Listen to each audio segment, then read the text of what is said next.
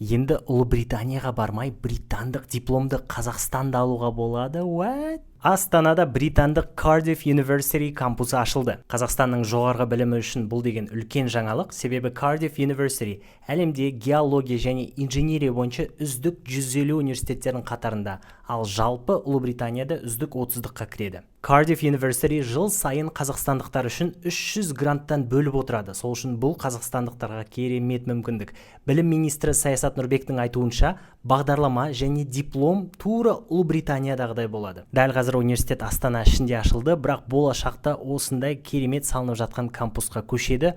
Оқу ақысы жылына $13,000 құрайды, ал Ұлыбританияда дәл осы бағдарламамен $22,000 тұрушы еді. Кардифқа түсу үшін қажет талаптар: ең алдымен IELTS Foundation үшін 5,5, ал бакалавриат үшін 6,5, және грантқа түсемін десеңіз, сіздің аттестат ұпайыңыз 4-тен кем болмау керек, және ұбт-дан 50-ден жоғары алуыңыз керек. Меніңше керемет жаңалық. Мен мектепті қазір бітіріп жатсам, Кардифқа тапсырушы едім, ал сіз не ойлайсыз? Пікірлетіңіз, және ағылшын тіліне қатысты қызық мүмкіндіктерді білгіңіз келсе, осы парақшаға жазылыңыз.